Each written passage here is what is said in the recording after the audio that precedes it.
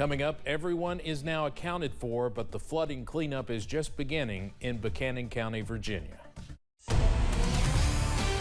Dedicated to Eastern and Southern Kentucky, this is WYMT Mountain News at 11.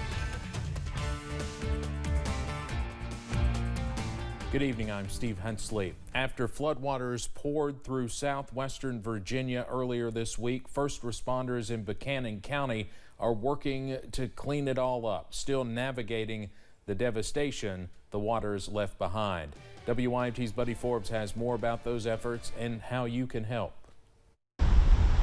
This was a monumental search effort, a lot of area that we had to cover. Hundreds of homes and buildings covering at least a 30-mile stretch ravaged by floodwaters. We walk into it as a worst case scenario. We plan for the worst, we hope for the best, and once again, that's been the case. As first responders worked Wednesday and Thursday to rescue and reassure, it was the collaboration of dedicated agencies that they say made all the difference. We are happy to report that 0 people are unaccounted for in the impact area. With stories of dozens of families that spent hours disconnected, dreading the worst as homes were swept away and roads washed out. 2 kids that were at home and parents were away because of work, and so had to make contact with the parents, let them know that they were okay, and then it was hours before we were able to get them back to the shelter and get them reunited. But that was a typical scenario for what we saw with most of these. Though no major injuries or deaths were reported as day 1 turned into day 2, the days to come will be full of work and worry as communities try to dry out and stand up. It's a total devastation. The frequency of these events is becoming unnatural. Some say the flooding is just too much for the families, hoping to see more help come in for individual assistance, something that has not always been available in similar situations in the past. I don't even know what to say anymore. It's one of those things like we just need help. Private individuals, you know, the state will not come and clean my grandfather or my father-in-law's property. As neighboring communities around the region work to bring in donations. These people don't ask for help, but they need help. These are strong people. Helping one another rise as the waters recede. In Buchanan County, Virginia, Buddy Forbes, WYMT Mountain News. Officials say work is underway to assess all the damage, which will help in the pleas for federal assistance in the weeks to come, and they hope agencies will see that the need is real. If you would like to help out, a drop-off location has been set up at the Richlands Police Department to help those impacted by the flooding. Officials say clothing and water are not being accepted right now, but they are accepting all those items listed there on your screen. The donated items will be taken to Twin Valley Elementary School, where you can also have your donations delivered. The address is at the top of your screen. In Pike County, the neighbor to Buchanan County, Jones Oil and the city of Pikeville are setting up a trailer for donations, including water, at Fire Station Number 1 on Chloe Road. The trailer will be open from Saturday until Monday, July 18th, from 8 a.m. until 5 p.m.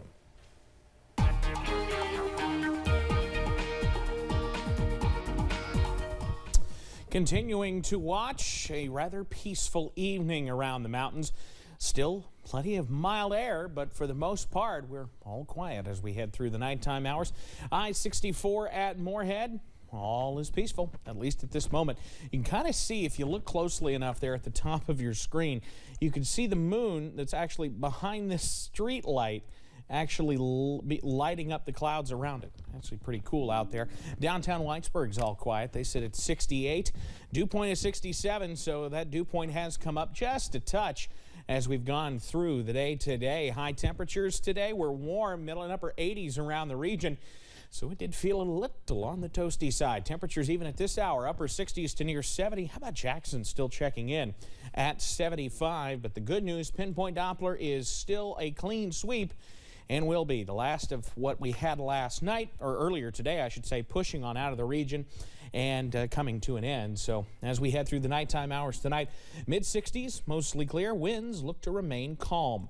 I've got the very latest, though, on a couple of nicer days ahead before, unfortunately, more rain chances work in. That's coming up in just a few. Steve?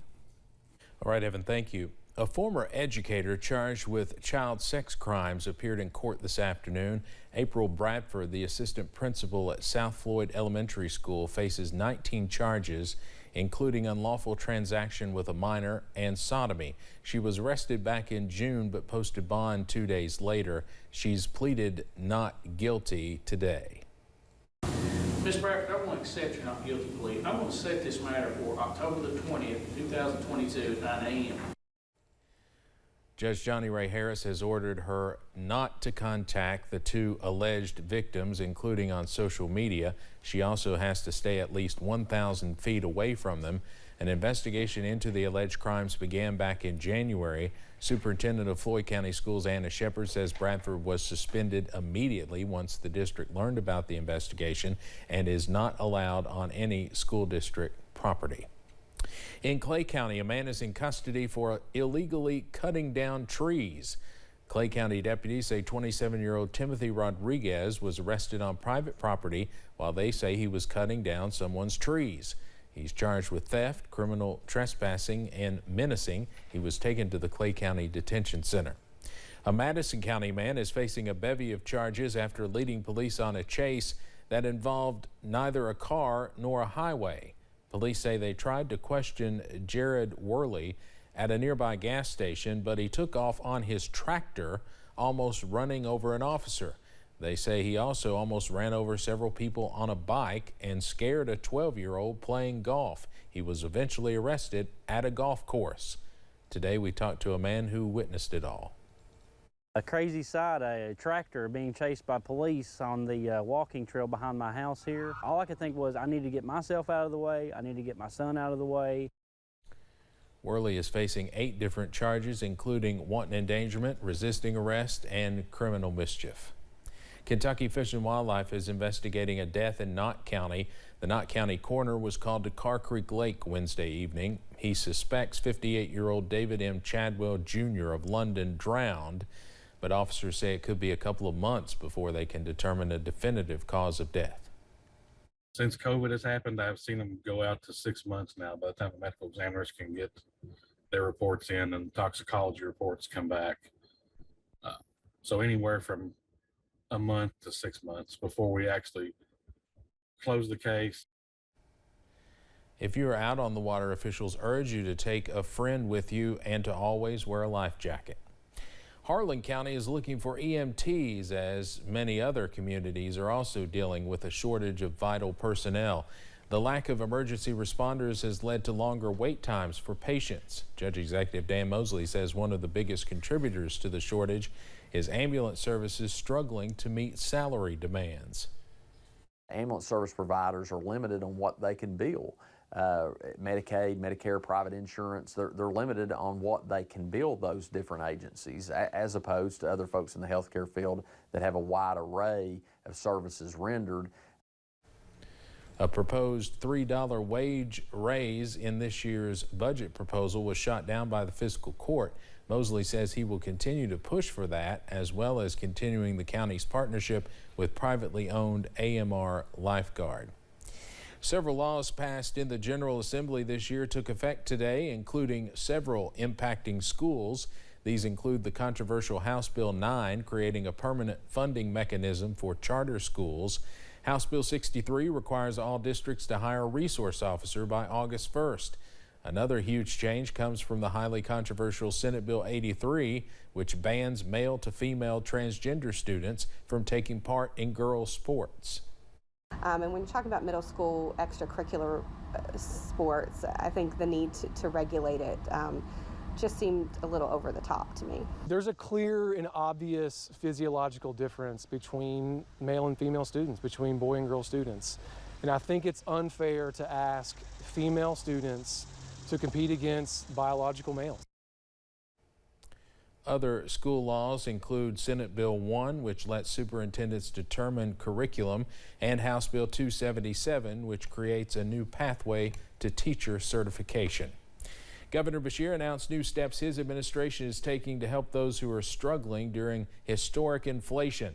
He also issued an executive order to freeze vehicle taxes at their January 2021 value for 2 years, since used car values have skyrocketed during the pandemic.